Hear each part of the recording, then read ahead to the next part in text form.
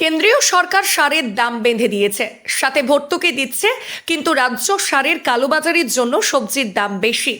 সদস্য সংগ্রহ অভিযানে এসে কালনাতে এমনটাই বললেন প্রাক্তন বিজেপি সাংসদ দিলীপ ঘোষ। লক্ষ্য 1 কোটি সদস্য সংগ্রহ বিজেপির। সেই লক্ষ্য পূরণ করতে প্রাক্তন সাংসদ পূর্ব বর্ধমানের কালনা শহরের বিজেপির সদস্য পদ গ্রহণ অনুষ্ঠানে এসে সাংবাদিকদের মুখোমুখি হয়ে বললেন, বিজেপির কোনো গোষ্ঠী নেই, গোষ্ঠীদ্বন্দ্ব বিজেপিতে নেই। গতকাল গলসির ঘটনা পরিপ্রেক্ষিতে বলেন, তৃণমূল চোর ডাকাত গুন্ডাদের নিয়ে সবজির এত দাম। সবজি দাম কমার জন্য মুখ্যমন্ত্রী মমতা বন্দ্যোপাধ্যায় টাস্ক ফোর্স গঠন করলেও ঠিক মতন নজরদারি না চালানোর জন্যই এত সবজির দাম। এখানে কি কারণে আজকে আপনারা সারা দেশ জুড়ে বিজেপির সদস্যতা অভিযান চলছে। পশ্চিমবাংলায় আমরা শুরু করেছি, সেখানে জেলায় জেলায় গিয়ে কর্মীদের নিয়ে বাজারে, দোকানে, রাস্তায় আমরা সমস্ত সাধারণ মানুষকে প্রাথমিক সদস্য করে বিজেপিতে যুক্ত করছি। তো আজকে আমি এসেছি এখানে কালনা পূর্বস্থলী, এদিকে আজকে আমার সারাদিন প্রোগ্রাম আছে। আচ্ছা, বলছি যে উপনির্বাচনে আপনাদের ফল একদমই ভালো হয়নি, তার কারণ? নির্বাচনের ফল এরকমই হয়, সরকারে যে থাকে সেই যেতে পশ্চিমবাংলা তো তাই হচ্ছে বারবার। তথাগত রায় এবং হচ্ছে কি অর্জুন সিং, তারা বলছেন হচ্ছে কি রাজ্য সভাপতি হিসাবে, পরবর্তী হিসাবে শুভেন্দু অধিকারীকে তাদের পছন্দ। আপনার কি মত? পার্টির যত মেম্বার আছে সবার পছন্দ থাকতেই পারে, কিন্তু সর্বভারতীয় সভাপতি ঠিক করবেন কে এখানকার সভাপতি। গোলসিতে হচ্ছে যে তৃণমূল পার্টি অফিস পুড়ে গেছে, তো সেক্ষেত্রে তৃণমূলেরই গোষ্ঠীদ্বন্দ্বের প্রভাব পড়ছে। তো সারা রাজ্য জুড়ে তৃণমূলের গোষ্ঠীদ্বন্দ্ব। আমাদের ওখানে ঘাটালের এমপি দেবের সামনে মারামারি শুরু হয়ে গেল, গুলোগুলি শুরু হয়ে যাচ্ছে। গুন্ডা বদমাস নিয়ে রাজনীতি করলে এরকমই হবে। লোকসভা ভোট এবং এই উপনির্বাচন, বিজেপির এই ভরাডুবি কেন? ভরাডুবি কিছু না, 39% ভোট পেয়েছি আমরা লোকসভাতে। আমাদের ভোটাররাও আছেন, আমাদের কর্মীরাও আছেন। তো এক একটা নির্বাচনে কম বেশি হয়, কোথাও প্রার্থী নিয়ে সমস্যা, কোথাও অন্যভাবে। আরেকটু দলকে বার্তা দেওয়া, কর্মীদের বার্তা দেওয়া কিভাবে? বার্তা যা দেওয়ার সে আমরা দেবো, দিচ্ছেন আমাদের সর্বভারতীয় নেতৃত্ব যারা আসছেন। আর এখন আমরা মেম্বারশিপ করছি, আবার নতুন করে কমিটি হবে।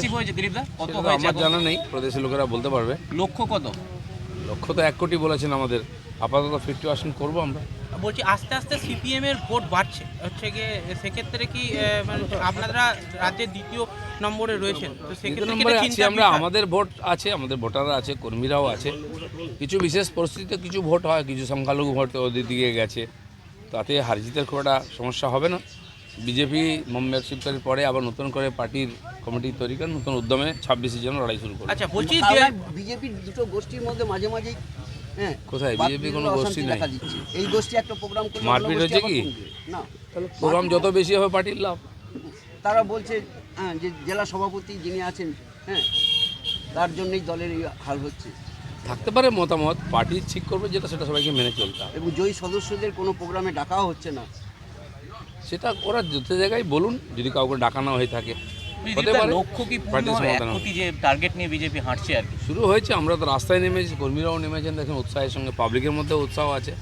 তো করতে করতে এগোচ্ছি আমরা, কতটা যাই দেখা যাক। লক্ষ্য তো একটা রাখতেই হয়, ঠিক আছে। তারপর চেষ্টা করছি। চলুন। কি করলেন বাজার করে নিই, দরদাম জানলাম। আমাদের একজন কর্মী ছিলেন, তিনি আমাকে ফুলকপি দুটো দিয়েছেন, দুটো উপহার হিসাবে। আর একটা জিনিস, আপনি যখন ওখানে চা খাচ্ছিলেন, একটি ছেলে এসে বললো যে সারের দাম ভয়ঙ্করভাবে বাড়ছে, চাষে অসুবিধা হচ্ছে। এইটা সার নিয়ে ব্ল্যাক হয় প্রত্যেকবার, বিশেষ করে যখন আলু লাগায়, যখন এই সময় সবজি চাষ হয়। সরকার তো, কেন্দ্র সরকার তো রেট বেঁধে দিয়েছে, ভর্তুকি দিচ্ছে সারে, কিন্তু এই রাজ্যে তো সব জিনিসেই ব্ল্যাক হয়, 2 নম্বরই হয়। আর প্রত্যেকবার এখানে আলুর বীজ থেকে আরম্ভ করে আর সার পর্যন্ত সব জিনিসে 2 নম্বরই হয়।